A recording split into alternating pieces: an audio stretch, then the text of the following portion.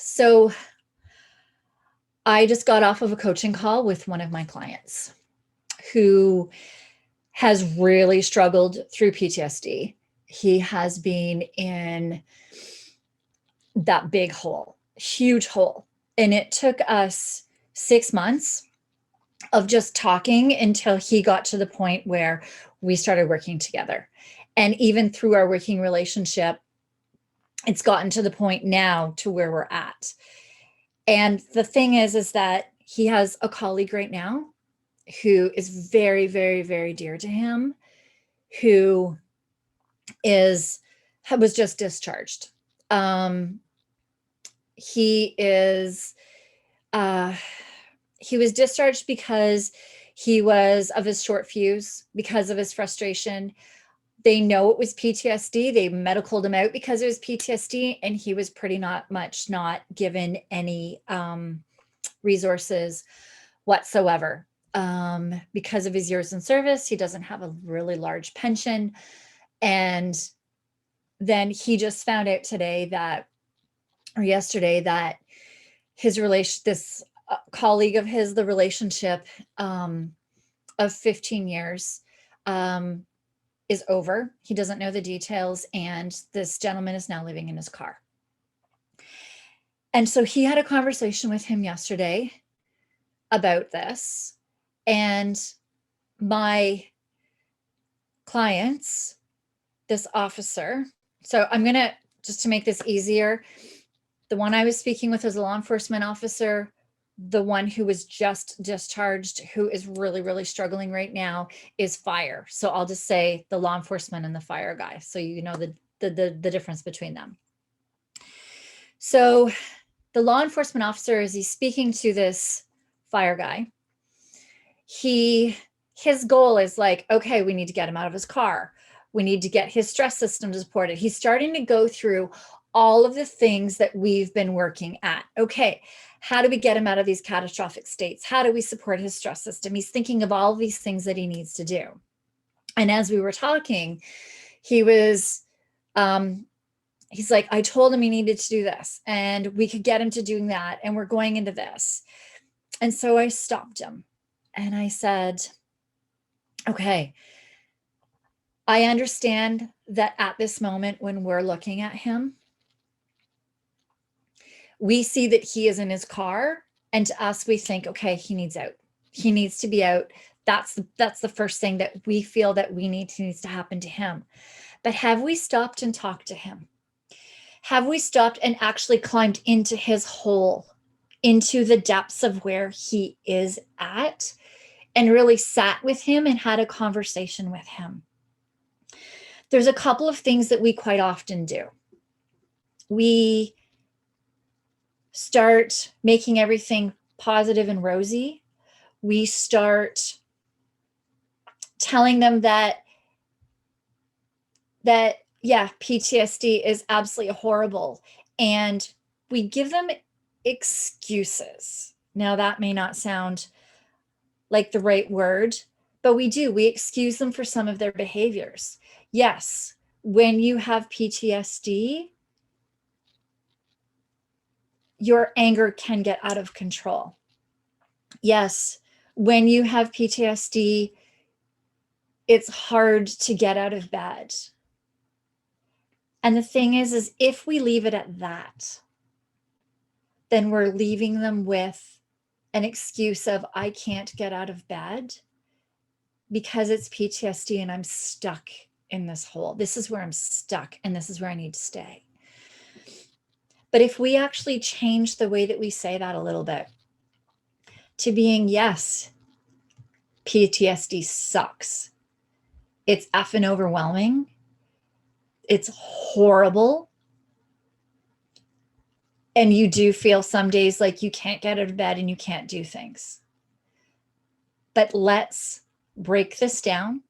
Let's figure out where you are at right now.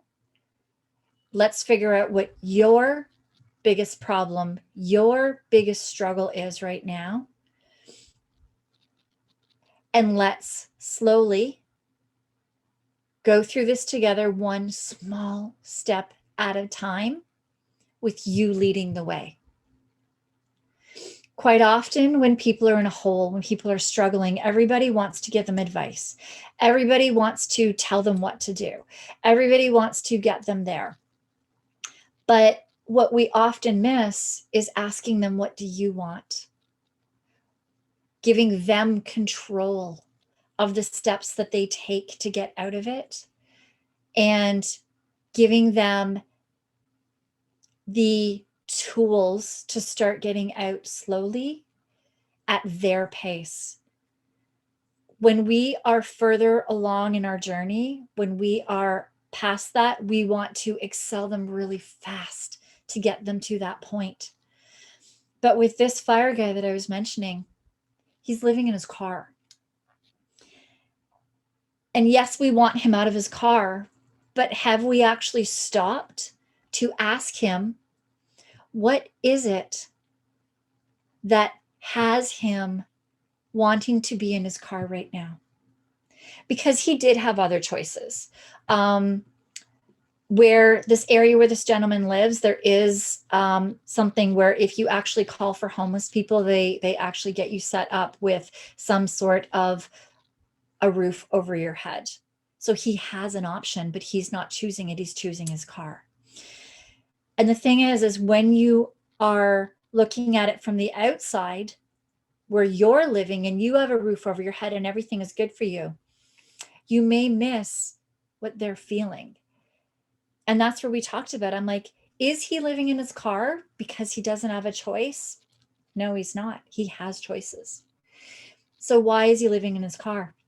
Is he living in his car because it's less overwhelming? He only has that small space. It's a container for him. And right now, being in the whole world with his PTSD and where he's at right now is too overwhelming. There's too much going on in it. And in his car is that space where he can control things. Is it? I don't know, because we've never asked him. If we ask him questions like, there's something that I call 2 crazy questions that you may see me, if you've ever coached with me, that I may do with you, where I will ask you, what is really good about staying where you're at? Because this is important to know. Why do you want to stay in discomfort? Why do you want to stay in this place that's horrible? So many people fight like hell to stay in discomfort because it's what's comfortable for them and it's what they know. They've built up walls. They've built up walls and everything around them. They know what the dangers are. They know what the crises are. They know what it feels like to have these nightmares and these catastrophic thoughts and all of these things. And in order to make change, you need to dig into the depths of uncomfort. You have to get so uncomfortable to start making changes. And quite often, to so many people, that step is one that they need to go slowly. If somebody starts bringing them to the end game, if somebody starts bringing them really quickly and saying, okay, you need to do this, this, and this. I'm going to even take this example away from PTSD and put it as far as nutrition. You take somebody that's doing intermittent fasting or a keto diet or eats super healthy, and you're taking somebody that is struggling because of exhaustion and energy, and they can't even put a meal together at home, that they're eating out all of the time, and they may have gut issues that are causing them to have all of these sugar cravings and blood sugar lows and all the stress that comes along with it. And you have somebody that comes to them and doesn't even start digging in to find out, what are you feeling? What's going on with you? Do you want to make meals? And the answer may be yes. Well, what's stopping you? If we don't dig in and find out these answers and find out what that person's individual story is, and we start just telling them, hey, you need to start keto, you need to start interfasted diet, you need to start eating healthier, we're starting to give them all of this vice and all of these prescriptions without truly, truly digging to the root cause with this person, to truly be understanding what is really going on with them. We make assumptions. We have our own stories. We know what our story is, and we know why certain things happen to us.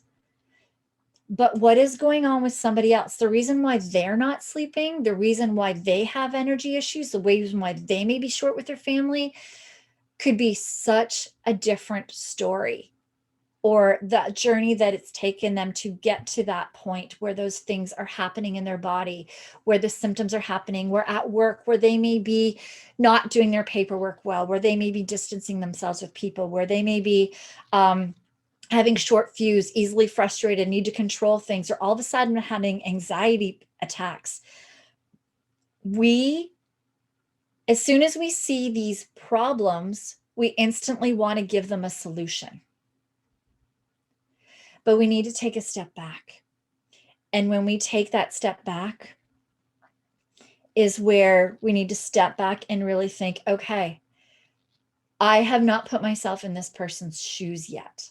I don't know the journey that they've walked. I don't know what's gotten them there, and I don't know where they specifically are right now. So it's really important that if you have a colleague who's struggling or you are struggling, I know the first thing that we do is really start asking them, what's going on with you? Where are you at now?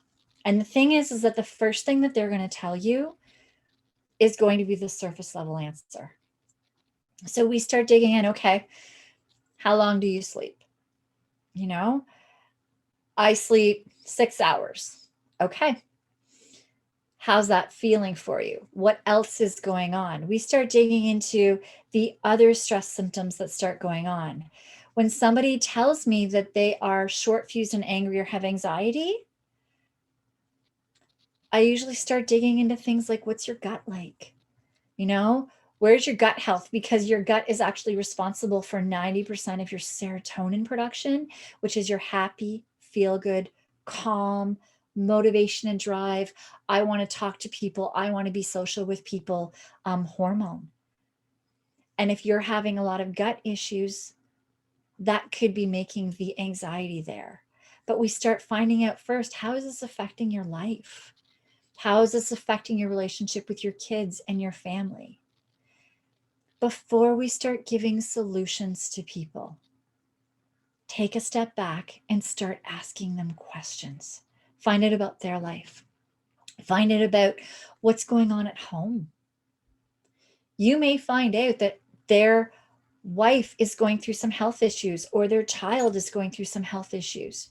You may find out that their parent, something is happening. You may find out there's finances going on. You may find out so many different things can be going on even outside of the job that you didn't know.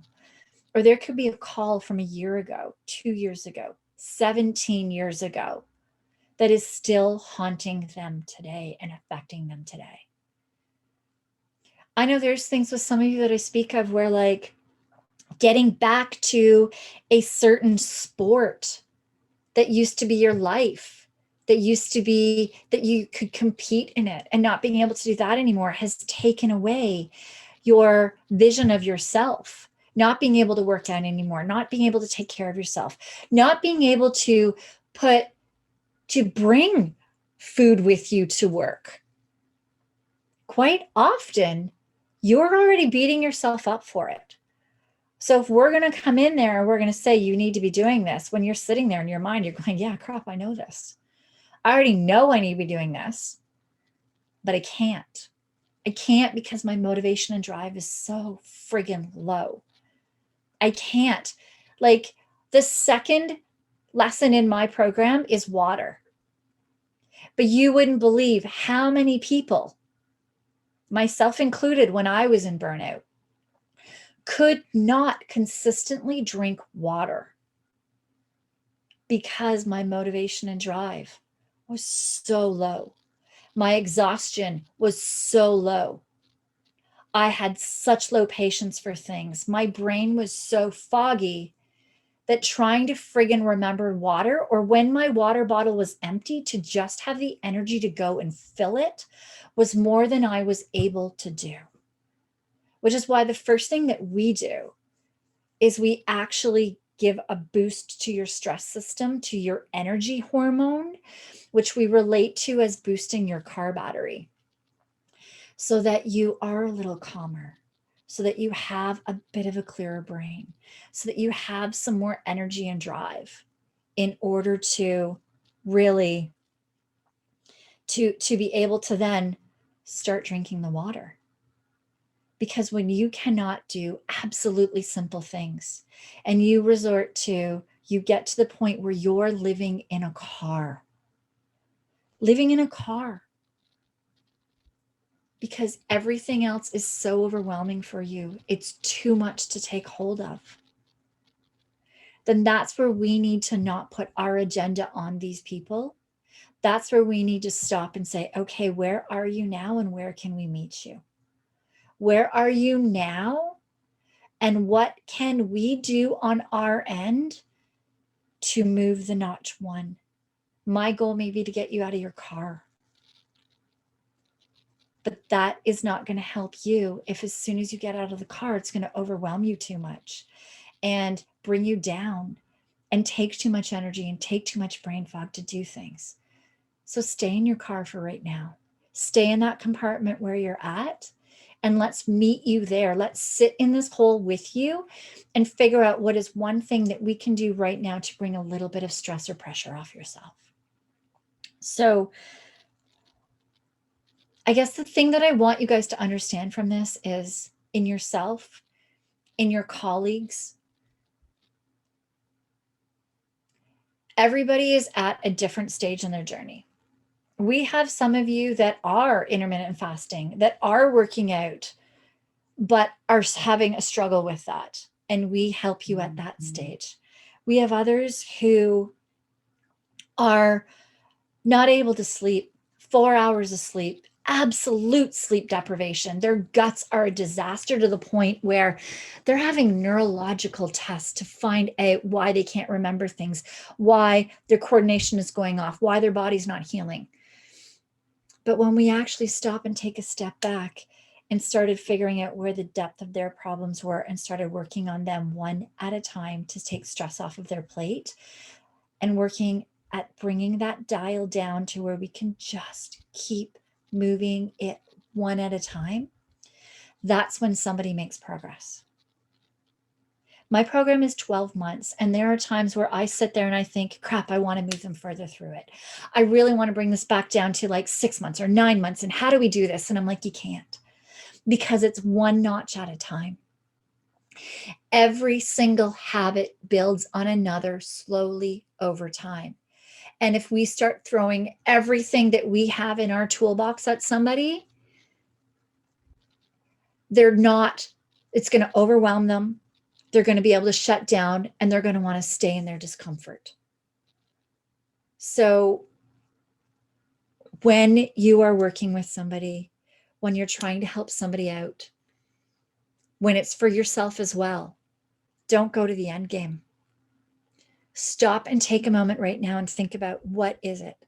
For us, it's getting that support in your stress system so that you have a little bit of energy, and then getting that water in you in order to take so much stress off of your body. And then we start working on sleep.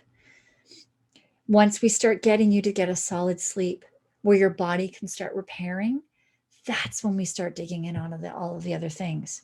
But when you're sleep deprived, when you have no energy and motivation, when you have no drive, when your body is just stressed to the max and it can't even hold in water, then none of those other tools are going to work. None of them. It's one thing and then the other.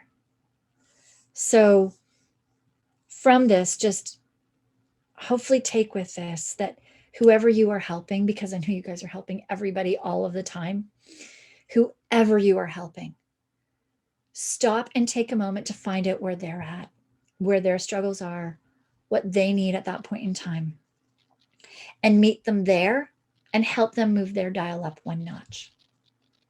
If any of you listening to this want help, if you want to figure out, if you want to even, you may not even know where you are at right now, let me know.